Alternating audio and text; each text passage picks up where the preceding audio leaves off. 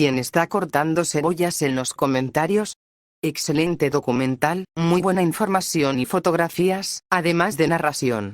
Es una pena que no se haya podido volver un hotel, quizás aún seguiría en pie y contando la historia de hace 100 años.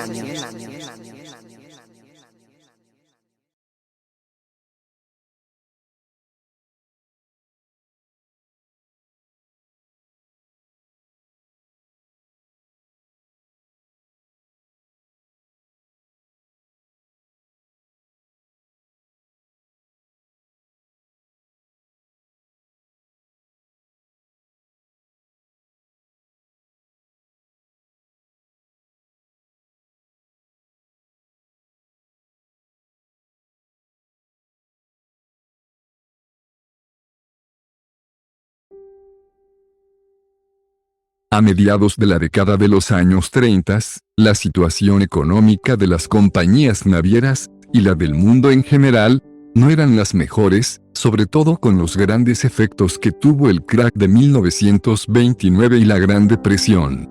Muchos de los hasta entonces grandes buques de línea ya habían sucumbido a la recesión, y otros estaban peligrando de ser sacados del servicio. Para no desaparecer, la Cunard Line y la White Star Line se fusionaron en una sola compañía para poder recibir préstamos del gobierno británico y poder mantener el trabajo a cientos de personas. La nueva compañía, formada el 10 de mayo de 1934, estaba haciendo un inventario de los buques que tenían, y ver cuáles quedaban en servicio y cuáles no. En este sentido, el RMS Mauretania, que anteriormente fue reconocida como la nave más veloz hasta 1929, reteniendo el premio Banda Azul por 2 décadas, perdió su rentabilidad debido a la popularidad de los nuevos buques.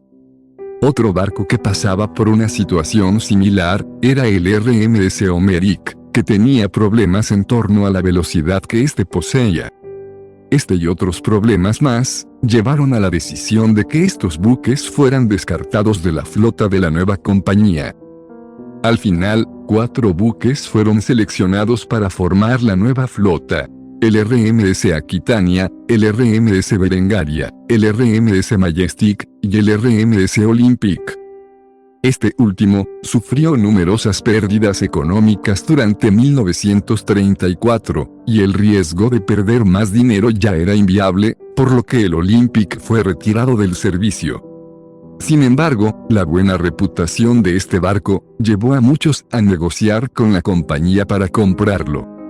Pero, ¿sabías que hubo un plan por parte de un empresario para comprar el Olympic y convertirlo en un hotel flotante en Francia? Y si fue así, ¿por qué no funcionó? ¿Qué hubiera sido del Olympic si se hubiera convertido en un hotel flotante francés?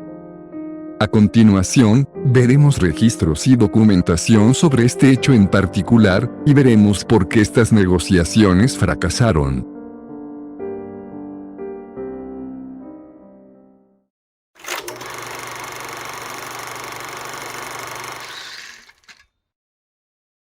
Tras la decisión de sacarlo del servicio, y la posterior cancelación de sus cruceros de verano, el Olympic fue atracado en el muelle 108 de Southampton. De manera oficial, el buque estaba jubilado, por decirlo de alguna manera. Ahí también estaba el RMS Mauretania, retirada desde septiembre de 1934, y la idea de la venta para el desguace no era muy lejana. La reputación del buque era notoria, y muchos deseaban el barco. La idea del desguace era muy evidente, y para muchos, era un hecho. Con el motivo de aclarar las cosas, los gerentes generales de la Cunard White Star Line se pronunciaron en un comunicado el 27 de abril de 1935. De hecho, aún no se ha tomado ninguna decisión para deshacerse de él, aunque entre nosotros es sumamente poco probable que volvamos a ponerlo en venta. El hecho de que mientras tanto hayamos cerrado por completo el barco y prescindido de todo el personal excedente, seguramente dará lugar a la opinión de que ha llegado al final de su carrera. Aún con esta aclaración de la compañía, las posibilidades de que el buque fuera desguazado eran más que fuertes. Tal fue la magnitud de esto, que periodistas preguntaron al aquel entonces presidente de International Mercantile Marine Company, Philip Franklin, quien fuera el vicepresidente de la White Star, cuando ocurrió el desastre del Titanic en 1912, declaró: yo odiaría oír que se estuviera considerando algo tan terrible. El Olympic, en mi opinión, es el mejor barco a flote. Philip Franklin envió un telegrama preguntando sobre el estado del buque y si los viajes de crucero se habían cancelado, y el 13 de abril de 1935, le llegó una respuesta desde Londres, confirmando que el programa de cruceros planeado para el Olympic, del 29 de junio de ese mismo año, había sido cancelado, y que estaría atracado hasta nuevo aviso.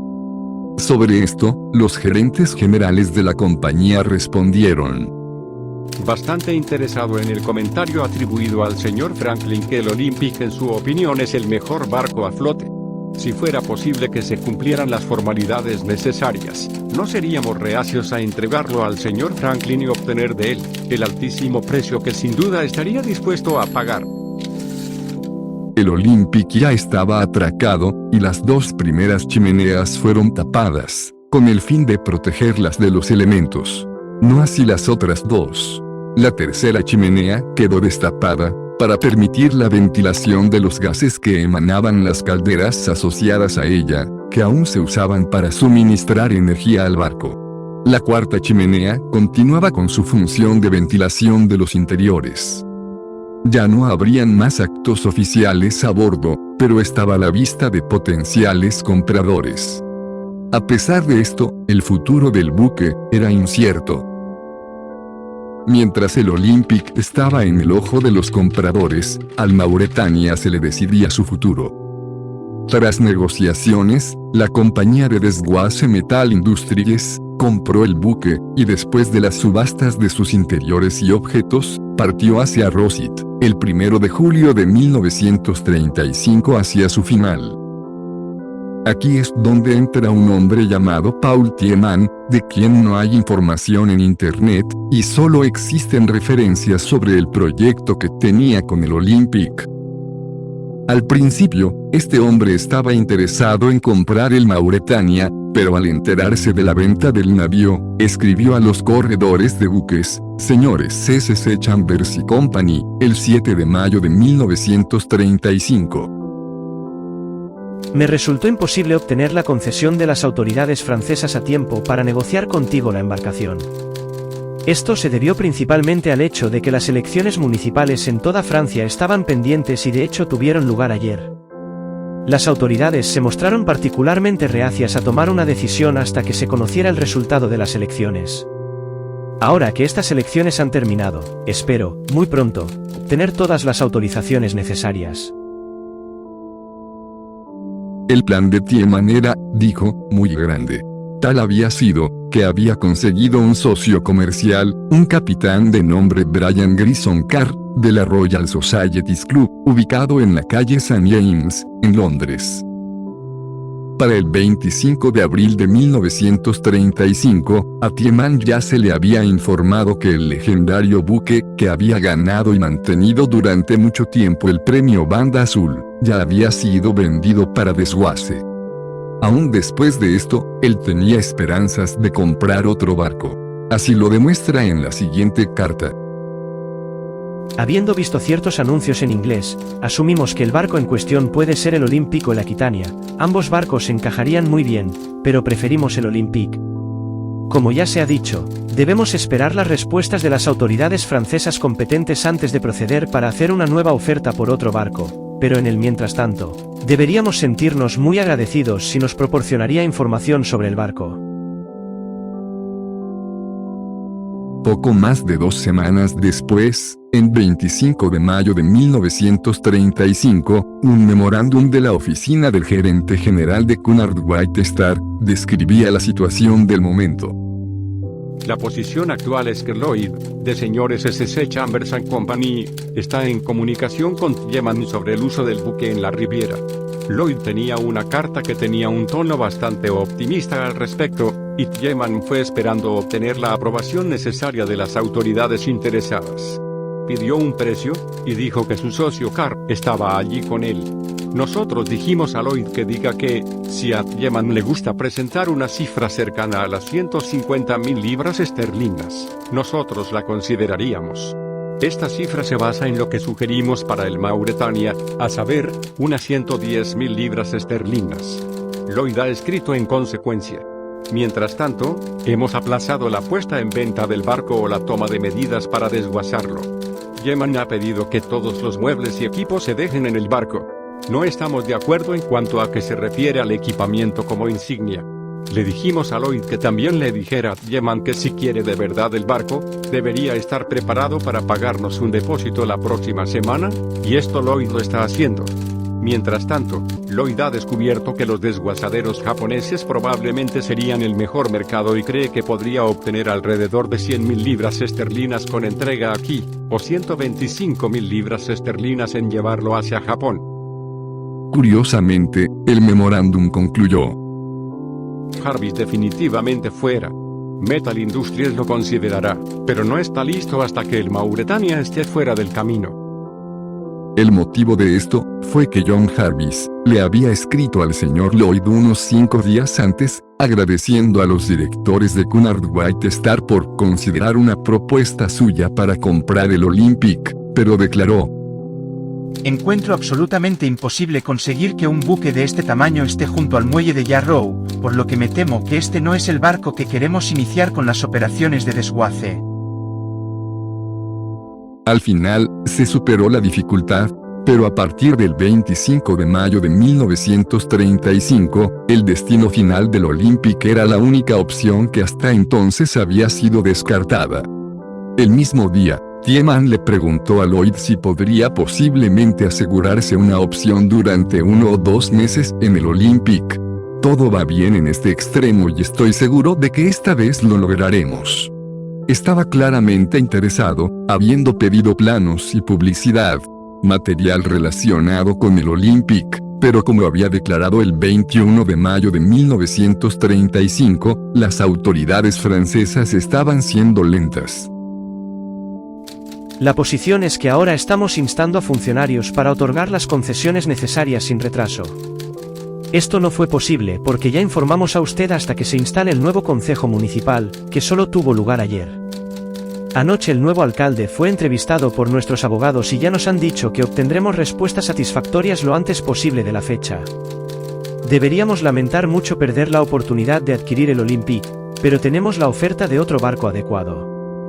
Debemos admitir que, habiendo examinado cuidadosamente los planos de alojamiento y otros detalles de ambos buques, el Olympic es considerado el más adecuado.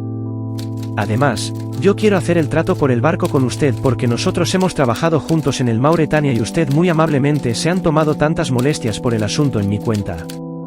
Por tanto, deberíamos alegrarnos mucho de la oportunidad para comprar el Olympic y cualquier cosa que pueda hacer para ayudarnos será muy apreciado. Solo podemos completar los arreglos financieros cuando finalmente se aprueban las concesiones. Deberíamos entonces estar en condiciones de hacerle una oferta definitiva para el barco. Mientras tanto, puede hacernos saber qué cantidad en su opinión, eventualmente, deberíamos ofrecer en caso de que lleguemos a tiempo para comprar el buque. Suponemos, por supuesto, que en el caso del Olympic no habrá restricciones como aquellos que la empresa pretendía imponer en el caso del Mauretania.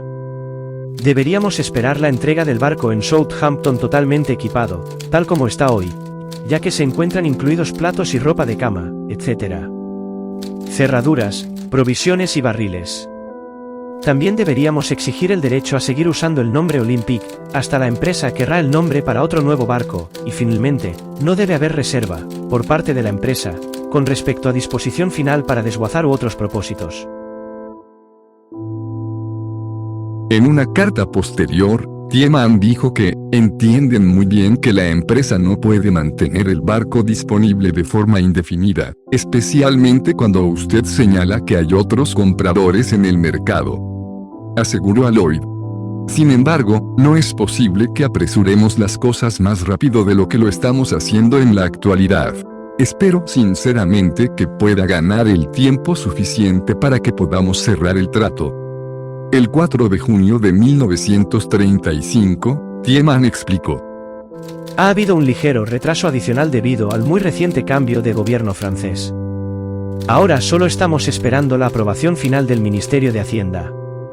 El nuevo secretario permanente de ministros fue entrevistado el sábado pasado por nuestro abogado, a quien se le dio una garantía de que la autorización necesaria sería otorgada, pero el nuevo gobierno solo asumirá oficina hoy, y puede llevar otra semana conseguir respuesta de los ministros.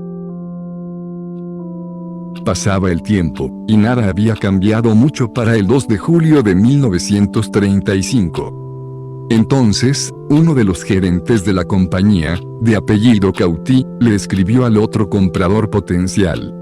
La posición en este momento es que el hombre que estaba pensando en comprar el Mauretania para anclarla en Niza, de lo que recordarán que se habló en la reunión de la Junta hace algún tiempo, y no obtuvo el permiso necesario de las autoridades, ya ha superado esa dificultad, y ahora está interesado en el Olympic, pero aún no ha podido arreglar su financiación. Si supera esa dificultad, deberíamos obtener de él un precio considerablemente mejor que el que obtendríamos por desguazarlo.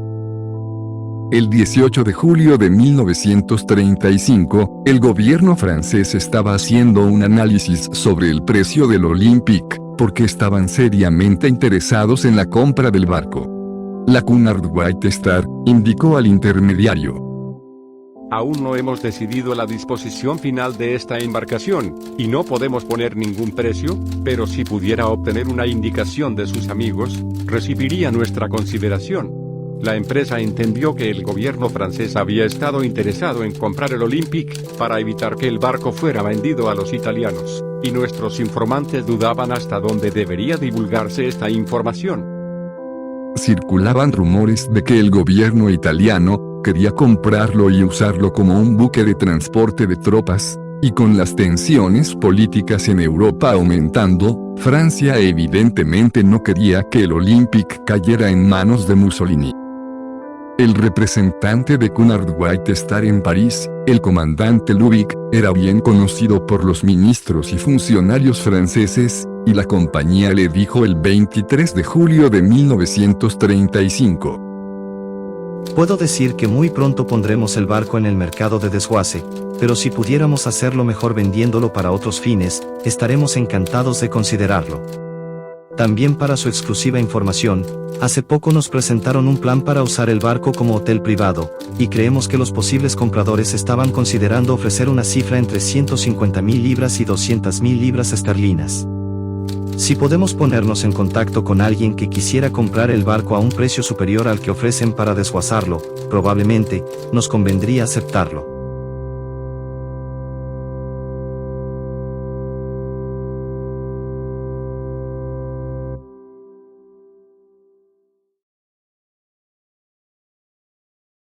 Pasaban los meses, y las negociaciones continuaban, pero Thiemann aún no podía conseguir la aprobación del Ministerio de Finanzas para comprar el navío.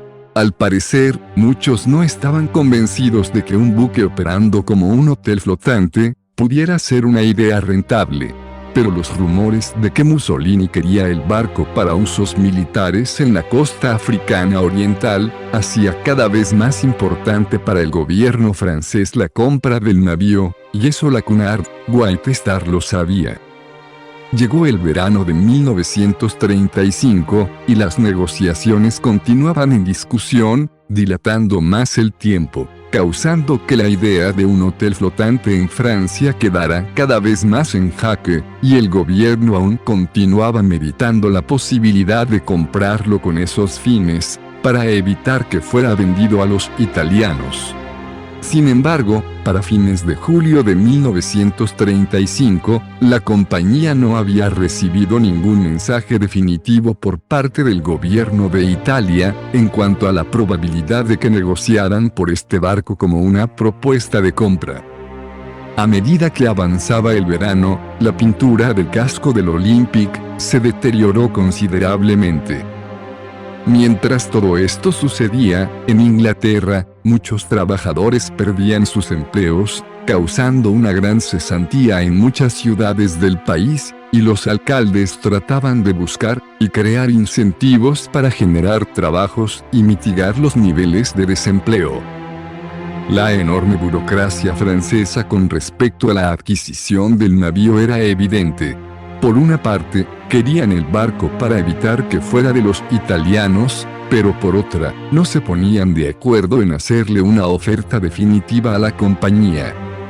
Como las partes no se ponían de acuerdo, el señor John Jarvis, que en aquel entonces era el gran sheriff del condado de Surrey, al notar que nadie hacía una propuesta seria para comprar el buque, ofreció la suma de 97.500 libras esterlinas para el desguace en Yarrow.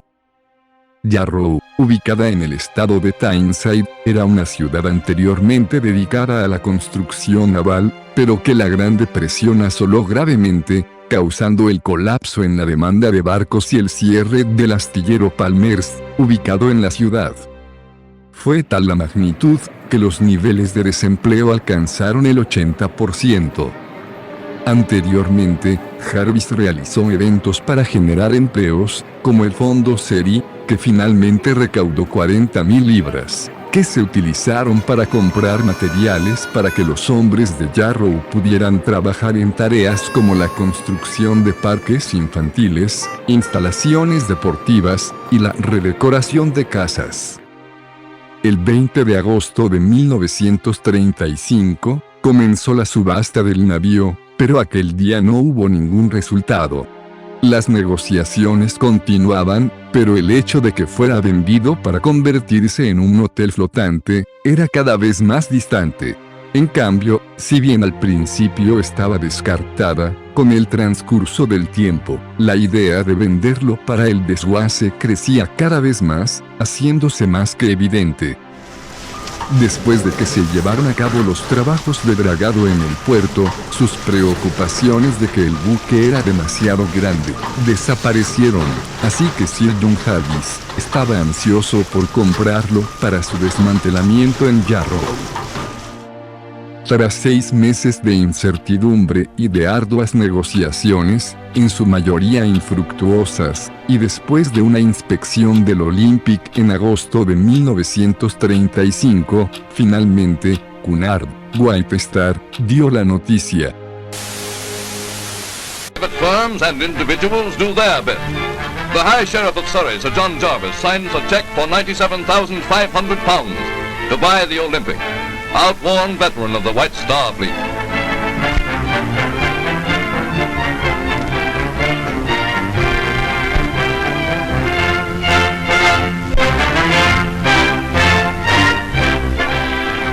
Jarrow, where Sir John hopes that the Olympic will provide, first in the breaking yards, later as cheap scrap iron and local industries, new employment for thousands, new hopes, a new spirit permeate what was once a plague spot of depression.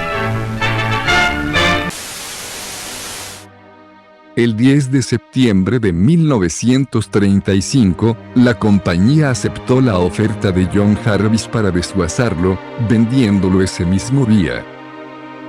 Lamentablemente, el Olympic no iba a tener otra carrera operando como un hotel flotante. La excesiva burocracia francesa jugó un papel clave en ser el principal y gran obstáculo para la compra del navío, comprometiendo en su totalidad las negociaciones con la compañía. El proyecto de Paul Tiemann fracasó.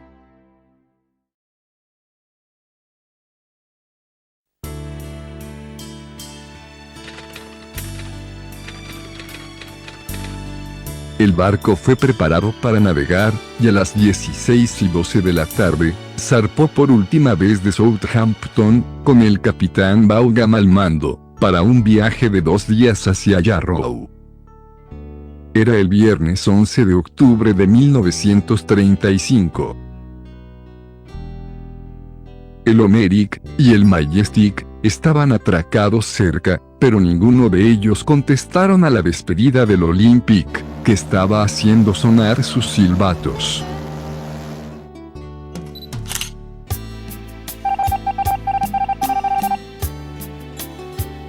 En la tarde del 12 de octubre, llegó al río Tyne, pero se tuvo que detener y permanecer ahí hasta que la marea se calmara. Por esto, la llegada a Yarrow sería al otro día, el domingo 13 de octubre. Al día siguiente, ya temprano por la mañana, había cientos de personas aglomeradas en el muelle esperando su llegada.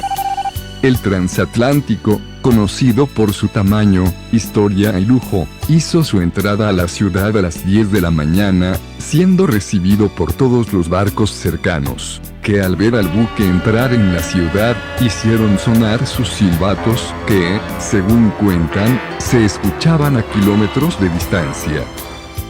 El capitán Vaughan ordenó parar los motores y hacer sonar los silbatos del Olympic por 3 veces, y la multitud, que hasta entonces estaba silenciosa, comenzó a vitorear.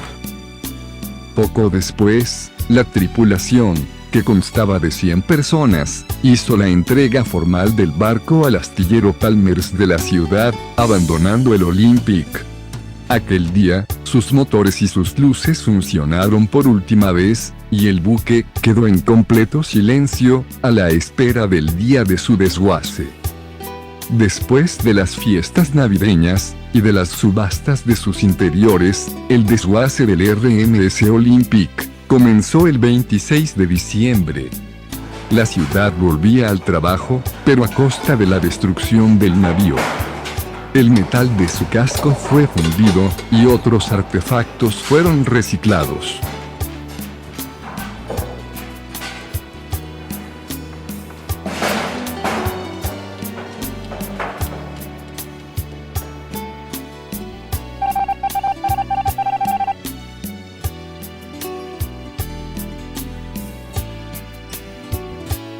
El barco fue desmantelado hasta la parte inferior de su casco, no pudiendo continuar las obras de desguace, dado que la maquinaria disponible no era suficiente.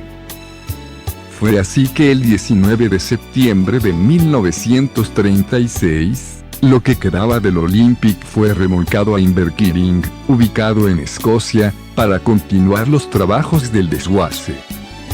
El desmantelamiento del buque concluyó en su totalidad a finales de 1937.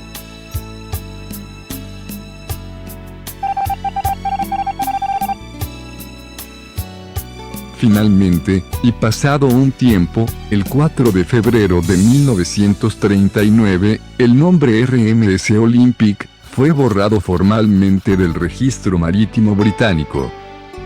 De esta forma, llegaba a su final, la vida e historia de un viejo confiable.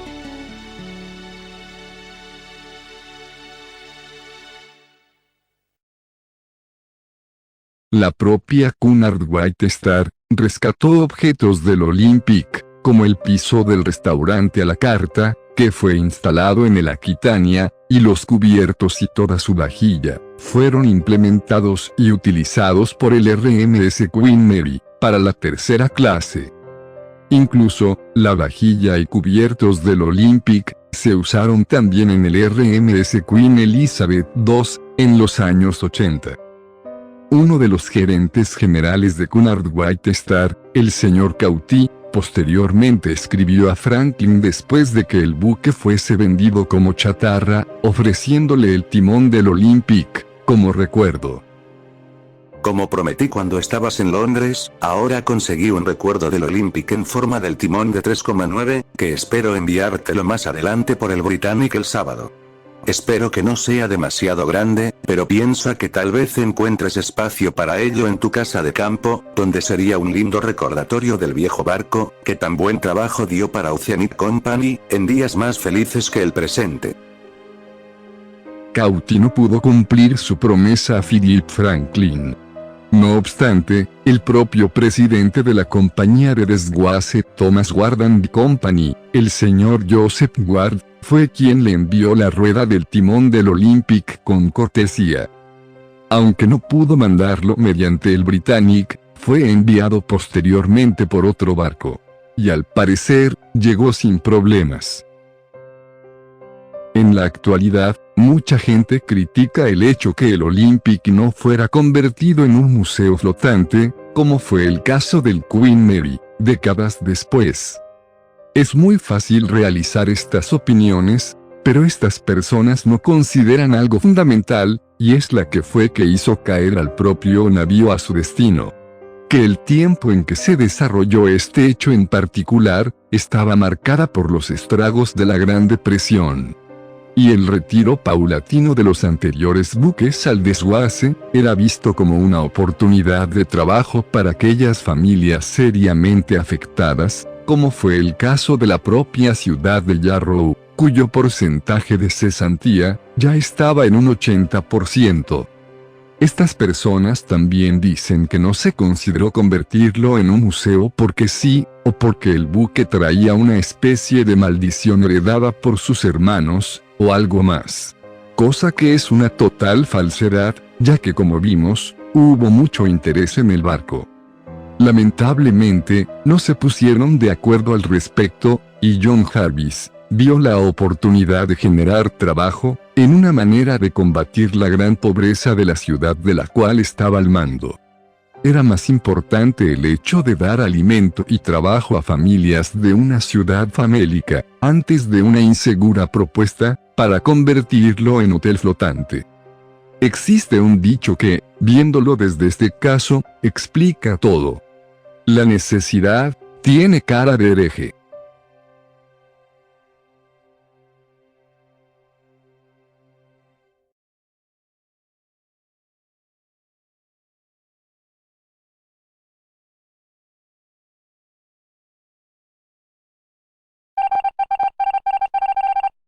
Ahora, cabe hacerse una pregunta.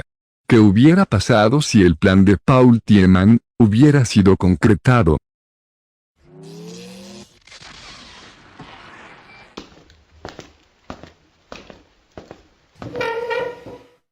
Esto se va a poner feo. Con la aprobación de las autoridades correspondientes, Tiemann habría propuesto una oferta definitiva que, dado a que Jarvis aún no poseía el sitio para alojarlo en Yarrow, la compañía Cunard White Star habría aceptado su oferta, concretando la compra del RMS Olympic. Una vez preparado, sería llevado de Southampton hasta la ciudad de Niza, al sur de Francia, para su debida transformación a hotel flotante, cuyo proceso habría tomado unos meses, o un año.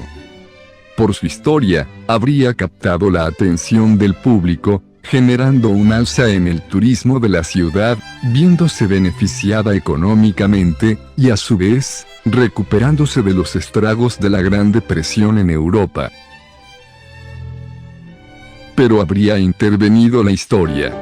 Con la invasión alemana a Polonia en septiembre de 1939, comenzaría la Segunda Guerra Mundial, donde Francia y Gran Bretaña se movilizarían, pero dado a las estrategias empleadas por Alemania, y las incompetentes estrategias defensivas francesas, pondría en jaque a esta última, que después de 46 días de guerra, caería y capitularía, dividiendo el país en dos, donde la parte norte estaría administrada por Alemania, mientras que el sur estaría controlado por un gobierno títere, conocido como la Francia de Vichy. Con esto, el Hotel Olympic habría caído en manos del Eje, que, siendo un atractivo turístico, hubiera sido ocupado por la oficialidad militar y altos jerarcas alemanes, o franceses colaboracionistas, que lo emplearían para uso reservado, siendo un lugar de recreación, o bien, con fines militares. Quién sabe, quizás hasta el propio Adolf Hitler se habría hospedado ahí durante su visita a Francia, una vez sometida. Además, es posible que en su popa hubiese estado ondeando la bandera de la Francia de Vichy, o hasta la propia bandera de la Alemania nazi. Sin embargo, con el avance de los aliados en el norte de África en 1942, y el éxito de la Operación Torch, y a su vez, la invasión alemana al resto de Francia en la Operación Anton, es posible que, y al igual a lo sucedido en el puerto de Toulon, donde los altos mandos decidieron barrenar y hundir sus propios barcos, para que no cayeran en manos de los alemanes, ni de los aliados, el Olympic habría sido conducido a las afueras de la ciudad y dinamitado, acabando así su carrera como hotel flotante.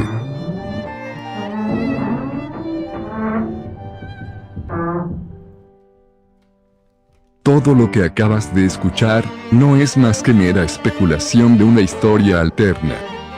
Cabe la posibilidad que, una vez en manos del Eje, hubiera sido empleado con fines bélicos desde un inicio en el norte de África. No obstante, habría sido hundido en uno de los varios combates que tuvieron lugar allí, como la batalla de Mers el Kebir, en julio de 1940. Sin embargo, esto nunca tuvo lugar. 1935 fue un año decisivo que marcó el fin para el RMS Olympic, y aunque sea triste para muchos, su desguace trajo esperanza a una ciudad sumida en el desempleo y la pobreza. Al terminar su carrera con grandes éxitos, la historia registró a 1935 como el año en que murió honorablemente el viejo confiable.